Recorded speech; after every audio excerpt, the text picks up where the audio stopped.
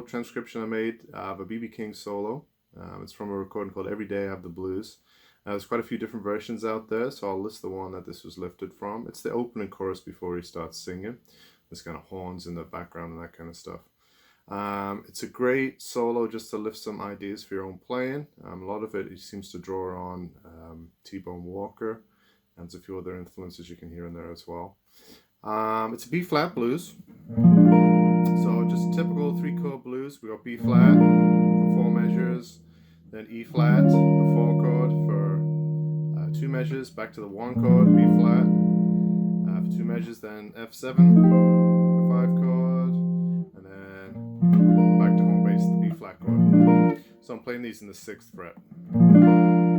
So they're the kind of chords that it's based off, but these lines are easily transposed into different keys, and I definitely recommend you do that. So what I'm going to do is break down the solo into licks, and that way you can take those licks and maybe use them in your own playing as well, a little bit easier rather than sort of going through the whole solo in one chunk. So the first lick, 3rd finger on the 3rd string, bend up, follow through onto the 2nd string, and then the 1st string of the 6th fret, and I'm just barring across with my fingerprint there. So you got kind of Johnny B. Good there or something, right? Then I'm going to land on the 9th fret of the 2nd string with my pinky. So I got...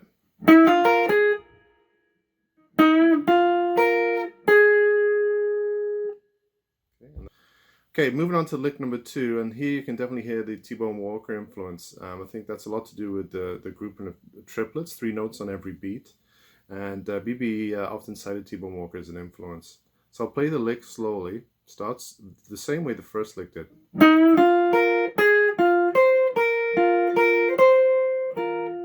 just kind of catches the strings before he goes into the next phrase.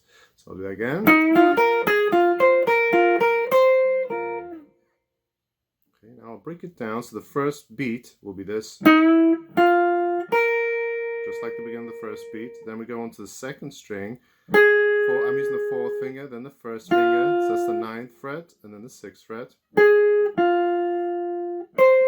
Then up to the 8th fret of the 1st string with the 3rd finger, so we got, that's the 2nd beat, sorry. So if I put the 1st and 2nd beat together, we go 1, 2, 3, 1, 2, 3. 1, 2, 3. Okay, now moving on to the 3rd beat. And then landed on the 4th beat, so I went. So I'm playing 2 6s then, I'm just shifting the weight on the finger. And then I go to the 8th fret. You can kind of hear, it sounds like he just catches the 1st and 2nd string as he goes to the next phrase. So if you put that all that lick together, I'll do it slowly.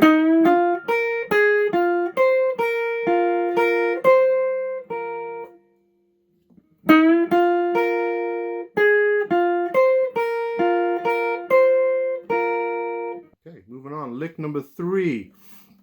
It kind of leans on the 9th fret a little bit. I'm using the 4th fret again. I'm using fingering from the 6th position, kind of thinking blues scale, although some notes that are not in the typical blues scale. We've got 9th fret, so I'm going to use the 4th finger.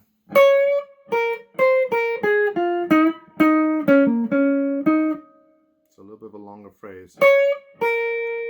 So I'm just leaning on the 9th fret a little bit. Back to the 6th fret, this is all on the 1st string. Still on the 1st string. 8, 6, now the 2nd string, 9. Coming down to 6. And then up to a bend. We'll cut it off there for a second recap, so we go. Okay, next bit, we're going to go from that bend on the 8th fret of the 3rd string with the 3rd finger. I'm going to play that note without it being bent. Okay, so...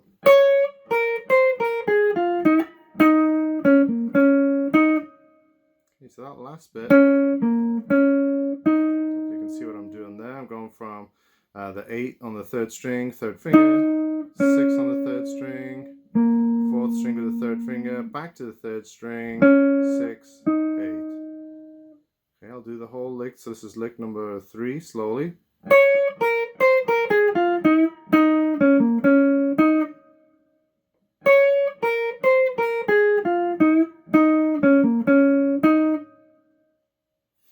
Moving next bit, we've got some cool double stops here, and you can definitely hear this in a lot of different blues players.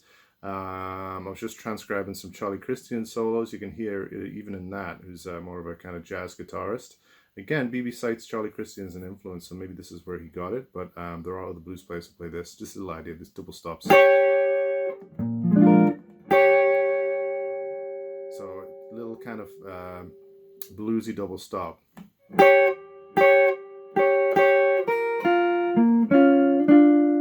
Some double stops at the end. Double stop just means two notes at once. So what's the first one here? It goes, I'm using the fourth finger and the third finger. So on the first string, 9th fret, the second string of the 8th fret, you know. So play that a total of 4 times. So it'll be 2, 3, 4. And then I'm going to come off that 6th fret of the 1st and 2nd string, 8th fret of the 4th string. Okay, so let's put that together.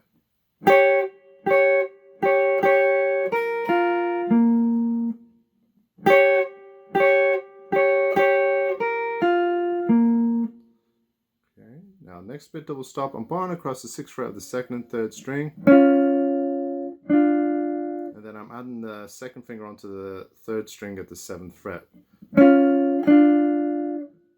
Okay, and that's what we call a major third. So the kind of move you'll hear a lot in blues music. So we got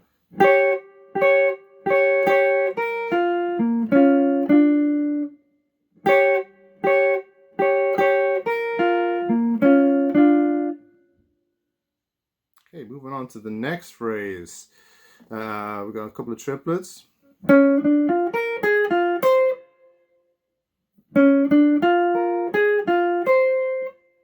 So starting on the 6th fret of the 3rd string, on the end of 4, 2, 3, 4, and then the next 6 notes are triplets. So we've got 1, 2, 3. So that's.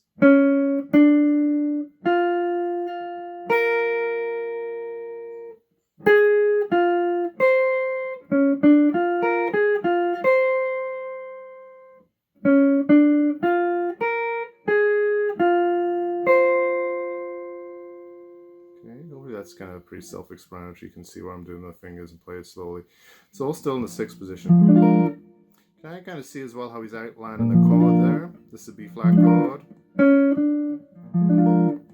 Is that note? Top part of the chord, right? So it's all based around the chord. This, the 7th of the chord.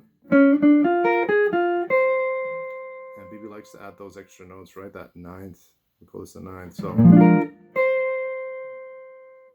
okay, next lick, we've got this.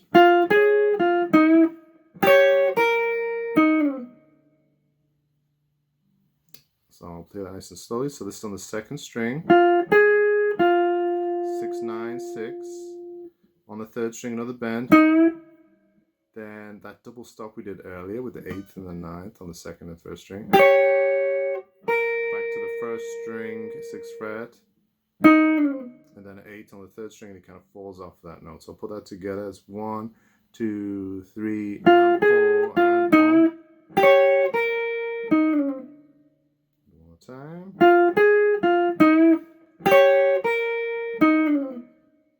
Okay, so here's the last lick.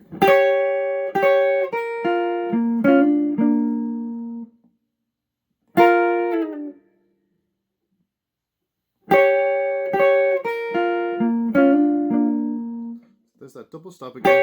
Kind of lean on it a little bit, come back down. 6th fret of the 1st string, 6th fret of the 2nd string, 8th fret of the 4th string. So we do that again.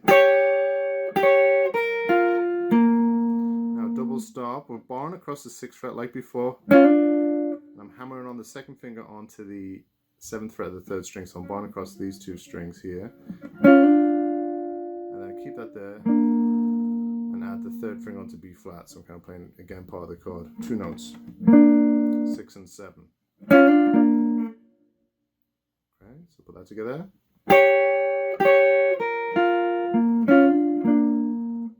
Then he finishes on the and 4, with a double stop on the first and second string, and slides off it.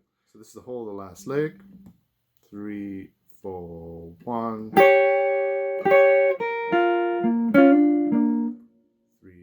4.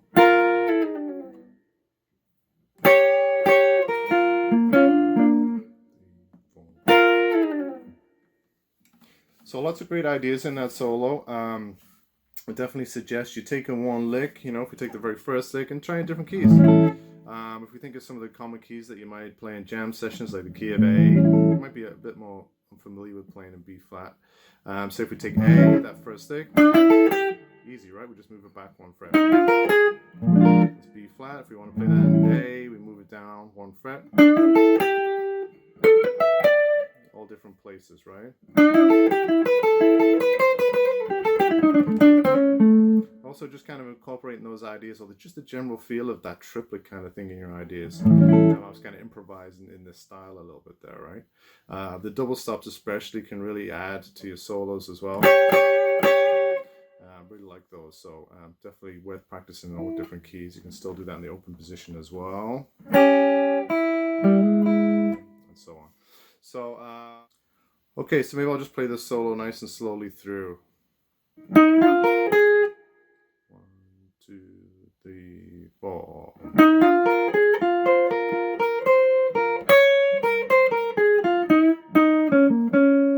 2, 3, 4. 2, 3, 4.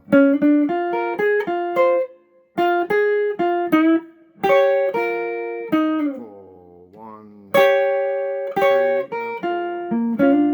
2, 3, 4. Okay, so lots of great ideas to steal. Hope you enjoyed the lesson. If you liked it, please click like and subscribe. Tell your friends. I'm going to start posting more lessons online. Like a lot of musicians, I find myself during this time of the COVID crisis with no gigs. So more time on my hands, and I want to just sort of post more lessons to encourage people to play music. So there'll be lots of different styles coming. I think the next few lessons I might focus on this kind of stuff, maybe blues stuff, maybe some jazz stuff, but I also post some pop stuff as well, and rock stuff and so forth. I hope you liked it, and thanks for watching.